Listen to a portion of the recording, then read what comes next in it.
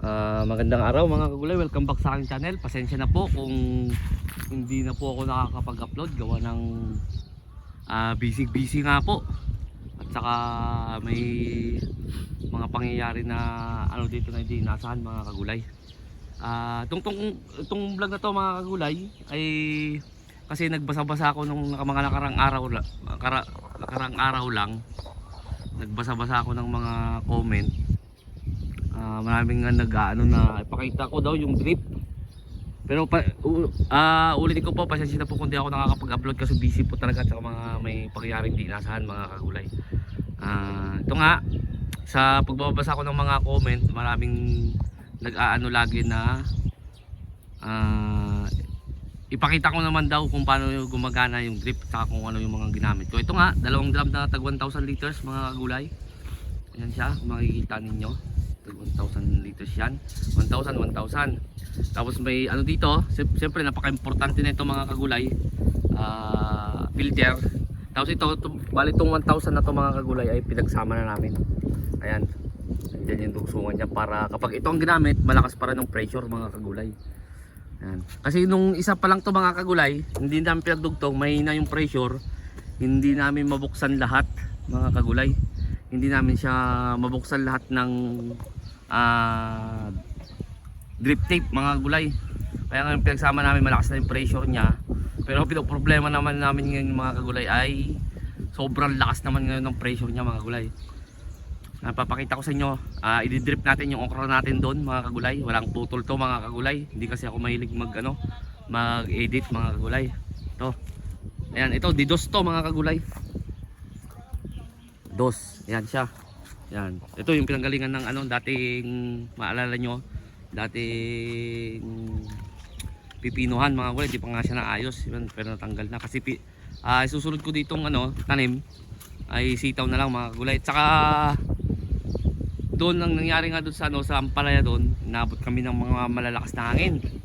Kaya medyo nakabawi naman doon mga kagulay, pero hindi namang kalakihan yung natubo doon mga kagulay. Ito siya.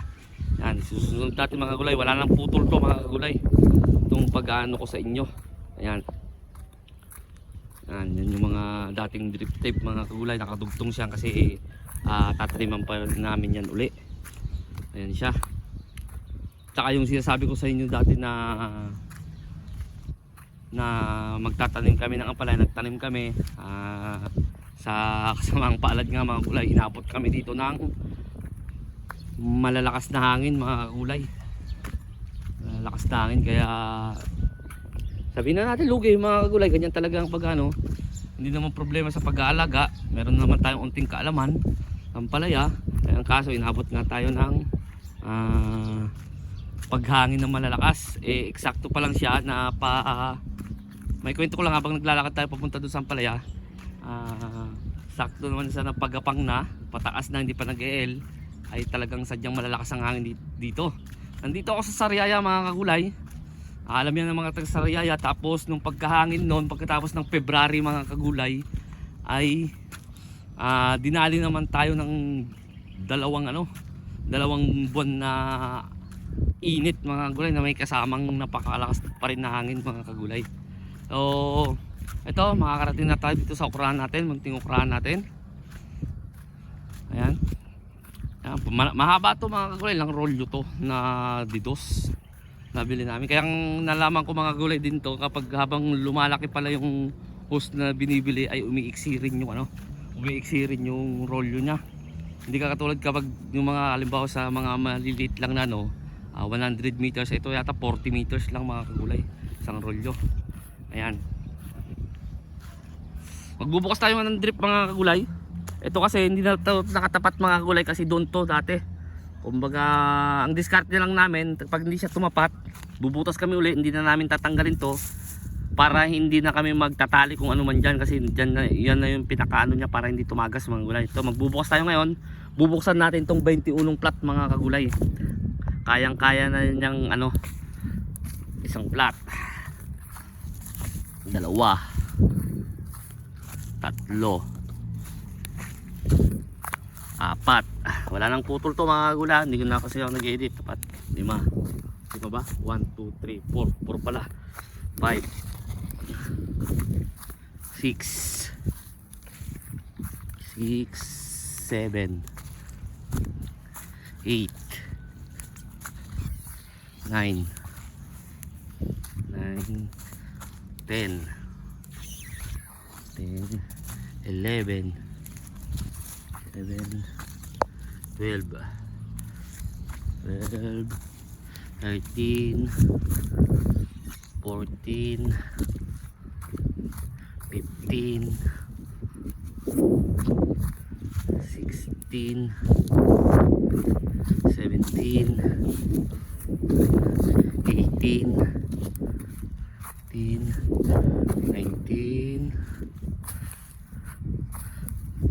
19 na plat at kalahati. Yan siya. Magpopondo muna siya mga kagulay kasi sabay-sabay siyang sabay-sabay siyang binuksan. Siyempre magpopondo muna yan, hindi naman basta-basta na mapupuno yan. Kaya naman binubuksan ko lahat kasi base sa mga pinagtatanungan dati natin nung hindi pa tayo di-drip, yun nga may nagsabi sa akin na hindi daw kaya. Oo mga kagulay, hindi nga kaya kung hindi natin gagawa ng diskarte. Kaya ganoon, pinagdugsong namin yung 1,000 liters tapos dinaasan namin. Kayang kaya siya mga kagulay. Bali 1, 2, 3, 4, 5, 6, 7, 8, 9, 10, 11 ibig sabihin kapag 11 tag 11 nasa basta mga nasa 30 meters to mga kagulay ang haba nito. Bali 30 meters plus 30 meters 60 meters ang ng mga kagulay. Ang sa isang plat 60 meters kasi tag 30 yan, napakita ko sa inyo. Pero kaya niyang tapos 10 kalahati ay 19 kalahati mga kagulay na plat. Kaya kayo nang komenta. Gusto ko lang ipakita sa inyo yung kung paano pagganahin siya, na sinasabi ko na mas maganda kapag nakadugtong ngayon, mas medyo mataas. Kasi kung pagbabasihan natin yung tulo niya mga kagulay yan. Ayan, pasensya na kayo, walang yan, paray yan mga kagulay. Ayan, tumutulo na siya ng saan ba yung malapit dito? Ayan tumutulo na mga kagulay. Yata makita sa video natutulo. Ayun, yung tulo niya mga kagulay, mapapansin nyo. Nagpo-focus. Ayun. Tsaka ito mga kagulay, kapag pinagsabay-sabay ko to, nagsasalubong yung diameter ng tulo niya ay nasa 6 minutes mga kagulay. Kasi kapag nagsalubong na yung diameter niya mga kagulay, kasi ibig sabihin kapag nagsalubong na yung diameter yung tulo ng yung diameter ng tulo niya mga kagulay, ibig sabihin nun talagang nasa loob na ng lupa mga kagulay, kumbaga nasa ilalim na siya. Yun yung palatandaan ko. Sa akin ewan ko sa iba mga kagulay na gumagamit ng drip. Kasi iba-iba naman tayo. Sa akin gravity type ang ginagawa ko mga kagulay. Kapag nagsalubong na okay na sa akin. Siyempre lagi kong titignan kung anong ilang minuto. Yun nga hanggang 6. Pero ang ginagawa ko hanggang hanggang 9 mga ganon mga kagulay, para talagang basang-basa mga kagulay. Ayan. Mapapansin nyo, hindi ganong katigasan yung kapag napuno siya, napatutundi gano'n. Mas maganda yun mga kagulay, mas safety yun mga kagulay para sa ating drip tape. Kasi pag ito'y ganoon din kasi kapag yung talagang punong-puno to, yung talagang hindi mo mapipisel, ganoon din yung tulo niya mga kagulay. Hindi naman siya nagkakalayo dun sa talagang punong-puno na yung talagang malakas yung pressure mga kagulay. Hindi, kaya mas maganda yan, sabi ko, yung ganyan na medyo malambot lang. Kasi hindi niya kayang pasabugin yung drip tape natin mga kagulay. Kasi kapag yung talagang matigas, maaring matanggal yung doon, yung pinaka end niya, o maaring sa talagang matibay yung ginawang doon, yung hangganan, maaring pumutok yung ating drip tape, o kaya maaring may mga sumirit. Kaya mas maganda yan lang ang payo ko doon sa mga kasi wala namang kaming gauge nung kung ilang pressure talaga ng hangin ng kailangan para kaya doon na lang yung ginawa kong palatandaan. Hindi siya ganong katigasan mga kagulay. Ayan. Ayan. Tapos iano ko na rin lahat itong mga nakikita nyo na ito. Yan yung pandikit ng sa puwet ng kaldero mga kagulay pag may butas. Kasi yan yung mga ginamit niya sa talong dati mga kagulay. Hindi na kami bumili ng bago. Tinesting naman namin yan, walang tulo ito kasi malakas ang tisirit dati na ito mga kagulay. Nilagyan namin ng ganyan, ayan wala siyang Unting tips lang yan mga kagulay kapag yun medyo sumisirit ang inyong drip tape. Yan siya.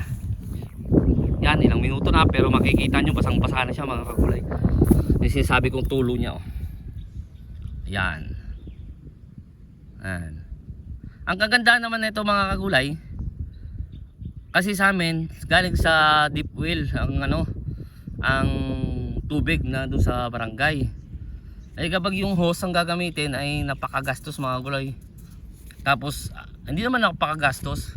Kung susumahin mga kagulay, mas maraming ang nai-drip dito kung ilang drum, kung ilang liters. Ang kaso lang kapag kahit sabihin natin mas unting drum ang may dito kapag mano-mano, kaso hindi naman niya, kasi kapag nagdilig ka, umaagos lang dito mga kagulay, aagos lang. Hindi katulad nito, sabihin na natin na mas marami. Hindi naman ako mapapagod, magbubukas lang ako tapos mas madidiligan pa siyang mabuti. Yun ang ibig kong sabihin mga kagulay. Yan. Yan siya. Mga ilang minuto na, pinakita ko na sa inyo mga kagulay. Itong okra natin, papakita na rin natin. May ma-harvest na tayo bukas. Yan siya. May mga ma-harvest na tayo bukas. Ito na. Ayan na. Tapos may mga sanga na din siya. Yan. May mga ma-harvest na rin tayo bukas mga kagulay. Yan siya. Kung titingnan nyo, hindi siya madamo kasi na-spray na siya ng ng pandabo mga kagulay. Kaya malinis na siya tingnan dyan. Ito yung pinanggalingan ng sili. Sa kasamang palad din ay nadali tayo ng hangin din nun mga kagulay. Nakita nyo naman siguro sa vlog ko dati. Kaya nag-focus muna ako ngayon, hindi man ako makagawa ng vlog. Tapos yung sa ampalaya nga, ayan ang nangyari mga kagulay, papakita ko na sa inyo. Walang kasi tinanim namin to January 28. Pero wala kayong makikita dyan kasi makapal lang dahon dati niyan mga kagulay. Siyempre kapag hinangin ng hinangin mga kagulay ay talagang mapapaspas yung yung mga dahon niya. Hanggang sa ngayon pinaparecover pa, pero makaka-recover naman siya unti, pero hindi na siya magbibigay totally ng magandang madaming bunga. Gawa nga ng kung ano nyo sa edad nung ay hindi na akma na dadami pa rin siya, pero hindi tulad ng mga 42 days na mumunga na talaga. Talagang karamihan ng bunga kapag mga 60 days. Ngayon yan ang nangyari sa amin mga gulay, kaya medyo hindi rin ako nag-vlog na. Saka kung may makikita kayo dyan sabihin natin parang plastic bag dyan na namin tinanim mga gulay. Basta ipapaliwanag ko na lang dyan, darating yung time mga kagulay, ipapaliwanag kung bakit ganyan ang ginamit namin mga gulay. So tutok muna tayo dito, ginagawang drip. Ayan, basang-basa na mga kagulay. Ayan yan. Malambot lang yung yan, hindi yan matigas mga gulay. Lambot lang yan. Kasi dati kalahati yung binubuksan ko, matigas to mga kagulay. Maraming sumisirit, katagalan nasisira yung drip tip natin. Kaya ganyan, sinabay-sabay ko na, kaya naman. Tapos 6 minutes lang ay basang-basa na siya mga kagulay. Hanggang dito na lang ako siguro mga kagulay. Sa bago pa lang sa munting channel ko, huwag niyong kalimutang mag-subscribe at i-click niyo na rin po yung notification bell para update kayo lagi sa gagawin kong video tungkol dito sa pagtatanim ko. Pasensya na ulit kung di ako nakakapag-update lagi sa inyo. Maraming salamat po sa legit na sumusuporta sa akin. God bless po sa ating lahat.